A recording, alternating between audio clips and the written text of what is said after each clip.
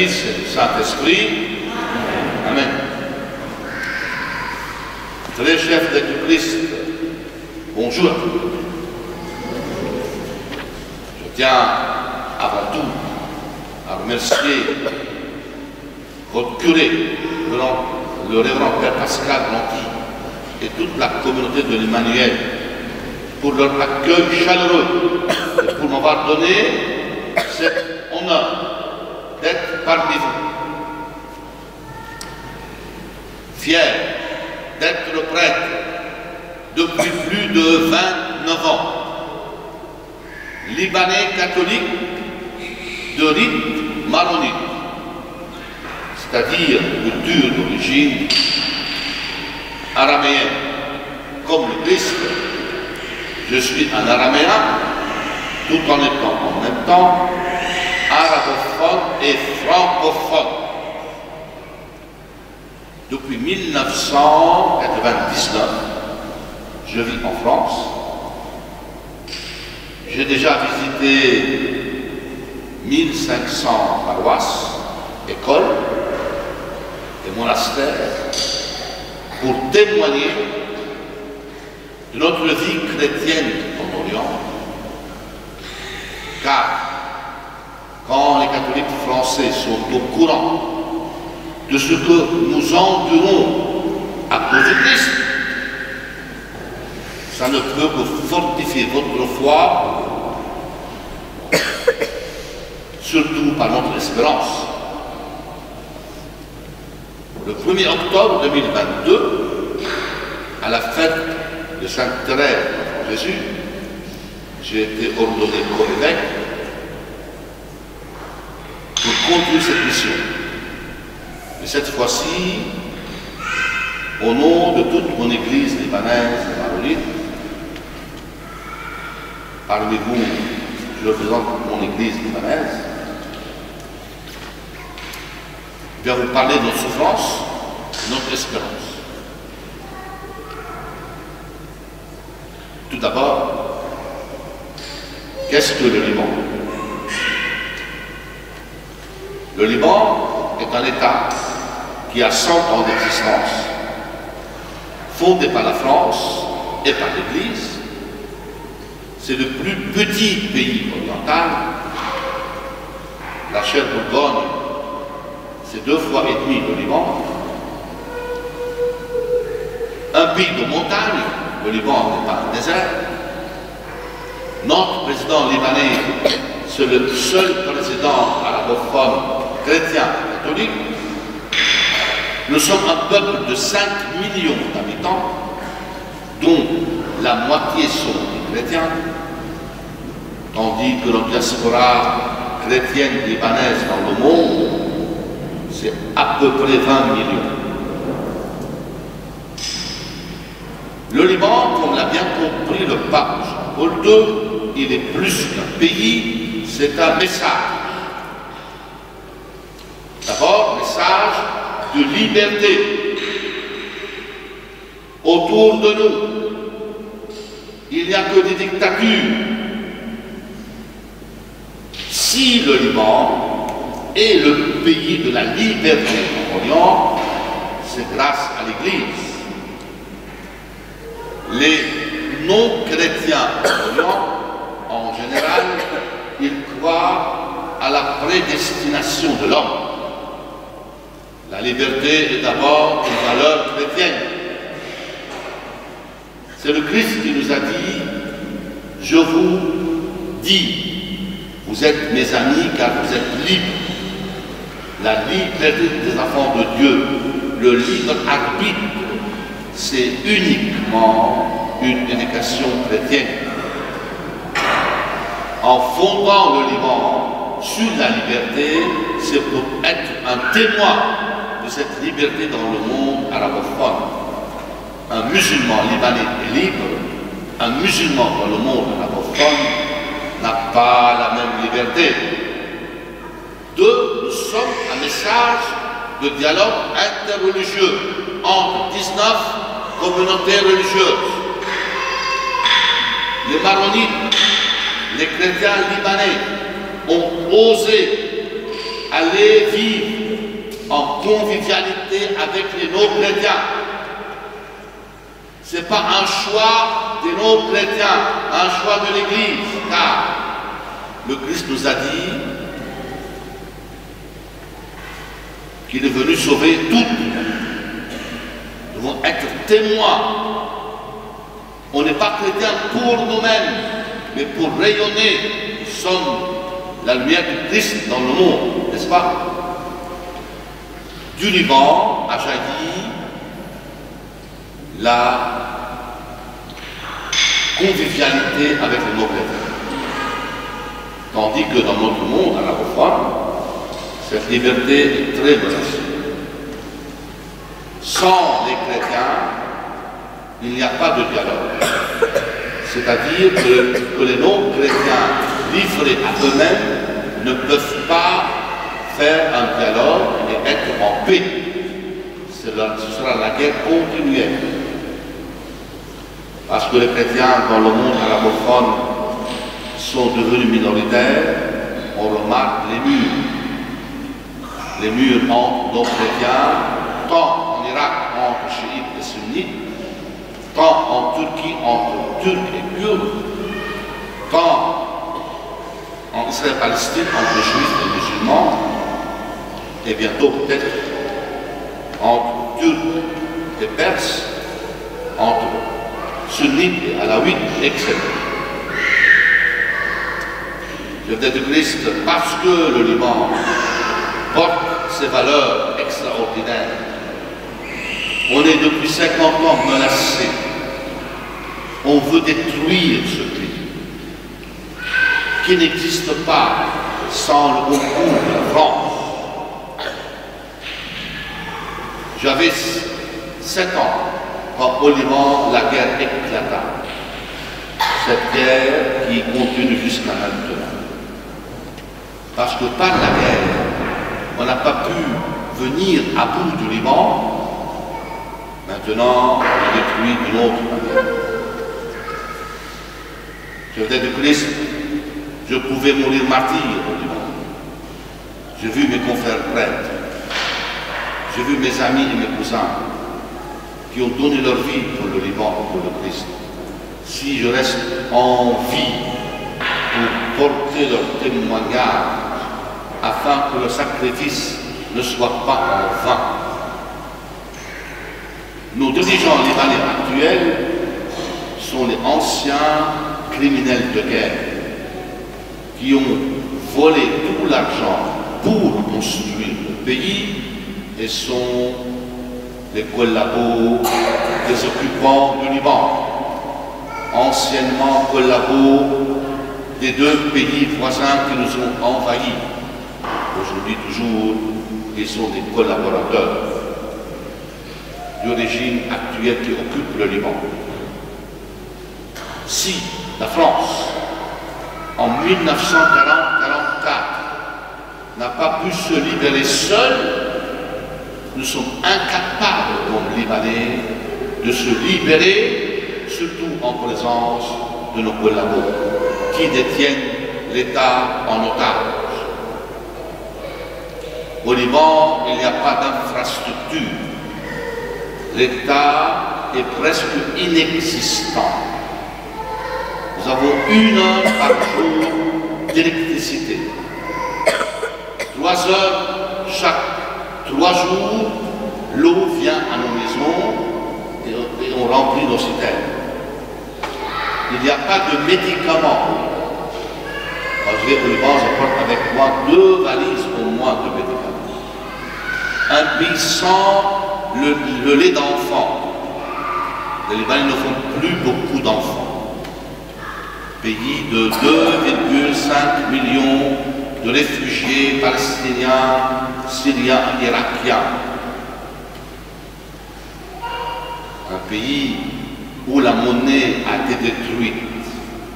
Il y a 2 ans, 1 euro 2000 livres libanaises, aujourd'hui 1 euro 40 000 livres libanaises. Le dépouillement du peuple libanais. Et il y a eu l'explosion de Beyrouth qui a touché surtout les quartiers chrétiens de notre capitale.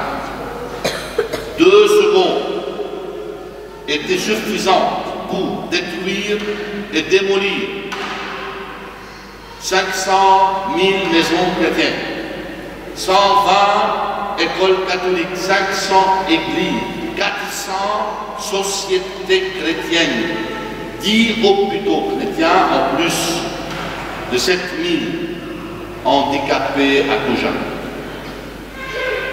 Il nous faut 60 milliards de dollars sur 10 ans pour reconstruire ce que 2 secondes a détruit. Et les chrétiens de Beyrouth, qui avaient l'argent à la banque pour tout reconstruire, l'argent disparaît. Le dépouillement du peuple libanais. Vous me dites actuellement quelle espérance? Aucune espérance humaine. Le peuple libanais, surtout chrétien, attend tout de Dieu. Nous avons écouté cet évangile aujourd'hui. Le Christ dit, je viens.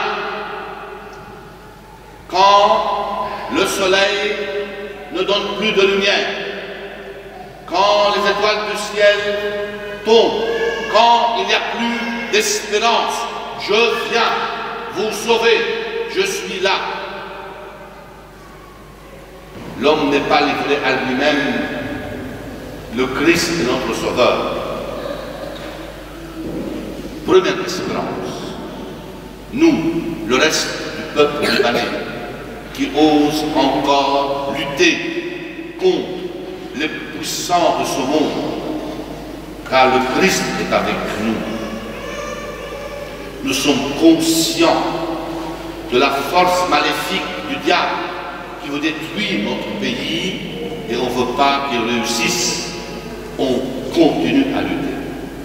Seconde espérance, la communion des saints. Je refuse de croire que le sang de 100 000 jeunes Libanais entre 15 à 30 ans, que leur sang, leur sacrifice est en vain. Tôt ou tard, ces martyrs au ciel qui crient au quotidien, ô Seigneur, accepte notre sacrifice et donne la paix à notre peuple, tôt ou tard, nous serons sauvés. Voici l'espérance, la Vierge Marie, déclarée reine et mère par tous les Libanais, même les non-chrétiens, la vénèrent, chacun à sa manière. Quand vous êtes dans une messe au Liban, chaque mot dans la messe a un sens, surtout le cantique de la Vierge Marie. Elle nous dit, à nous, peuple chrétien au Liban, le Seigneur se souvient de son peuple. Le Seigneur sauvera son peuple. Il va détruire les puissants de ce monde. Il va élever les hommes. Il va renvoyer les riches les mains vides. Donne du pain aux affamés. Marie est avec nous et sa prophétie va se réaliser. Quatrième espérance, les saints. Les saints du Liban, surtout Saint Charbel, ermite, qui s'est uni au Christ durant sa vie. Son histoire commence quand il est au tombeau. Il est mort il y a 100 ans. En 1977, le pape Paul VI le déclare saint de toute l'Église catholique. Pendant 80 ans, le corps de Charbel dans le tombeau saigne du sang et de la sueur, à tel point qu'un corps dans le tombeau donne du sang autant que 10 hommes dans leur vie. Imaginez avec moi cette image. L'Orient est un désert. Émerge de ce désert une montagne. Au sommet de cette montagne, les saints et les martyrs, surtout Saint Charbel. Autour du tombeau de Saint Charbel, l'évangile continue. C'est là où les aveugles voient, les handicapés marchent, les cancéreux sont guéris et l'évangile est annoncé et les non-chrétiens sont baptisés. D'Orient et d'Occident, on vient à Saint-Charbel. En parenthèse, le plus grand nombre de miracles accomplis par ce saint libanais, c'est pour les Français. Dans cette montagne reste chrétienne, il y a toujours une espérance. Il faut conclure, je vais vous demander humblement deux choses. D'abord, votre générosité pour l'Église au Liban, dont vous êtes les premiers responsables qu'elle tienne debout, parce que c'est vous qui ont donné au Liban la possibilité d'exister. D'abord, aider les prêtres. Chaque jour, mes confrères prêtres au Liban, on leur dit, les citoyens, donne-nous à manger, aide-nous à payer nos logements et la scolarité de nos enfants, donne-nous un médicament, permets-nous à être à l'hôpital pour se soigner, etc. Donc le peuple libanais chrétien actuellement n'arrive plus à soutenir ses prêtres. C'est pourquoi, pour ne pas beaucoup les humilier, les évêques maronites m'ont demandé de leur donner des intentions de messe, qu'ils prient pour vous. Et par cette manière, ils peuvent vivre dignement. Après de la messe, en sortant de l'église, il y aura des feuilles blanches pour ceux qui veulent donner des intentions de messe aux prêtres au Liban. Et votre nom, l'intention de messe, et puis, si vous voulez que le prêtre vous écrive en vous disant merci et qu'il a prié pour vous, 1 euro de portable, il peut vous écrire sur WhatsApp. Il y a l'association Félix qui appuyée par l'Église maronite pour aider le Liban, en sachant que tout au Liban est menacé. Surtout nos écoles catholiques. Un professeur d'école catholique, il y a 2 ans, avait un salaire en livres libanaises 2000 €. Aujourd'hui, il a un salaire de 40 €. Vous comprenez que les gens ne peuvent pas payer une grande scolarité et le professeur ne peut plus travailler dans ces conditions. Il faut aider. Merci pour votre générosité à la fin de la messe. Et en premier lieu, je viens demander votre prière. Ma grand-mère, elle est partie au ciel le 16 juillet 2003. J'étais présent. Elle me donne son chapelet et me dit, mon petit frère, continue à prier au quotidien pour la France comme je l'ai fait durant toute ma vie. Elle me dit que la France nous a toujours protégés. Voilà pourquoi, en 1750, nous avons pu baptiser la moitié du peuple libanais non chrétien. La France elle-même passe par de grandes épreuves. Elle ne peut plus nous soutenir. La France sauvée sauvera en même temps beaucoup de peuples dans le monde. Si vous êtes persécutés aussi, parce qu'on sait que de votre salut viendra le salut de beaucoup de peuples, y compris le mien. Fidèle à ma grand-mère au quotidien, comme je l'ai fait ce matin, un chapelet pour la France. Mes 8 neveux et nièces avant de dormir, je les ai appris à prier pour le salut de la fille aînée de l'Église. Mon papa, monté au ciel en mars 2019, j'ai lu ses écrits cachés dans un bureau fermé à clé. Il disait qu'il était fier d'avoir donné un prêtre qui en France aide l'Église à se remettre debout. Et vous, est-ce que vous pensez à nous, chrétiens au Liban, persécutés à cause de Christ? Dans notre agonie, on demande humblement votre prière afin que notre pays soit sauvé et que vous serez en même temps sauvés. Et que ça vous pourrisse par ces anges Au nom du Père, du Fils et du Saint-Esprit. Amen.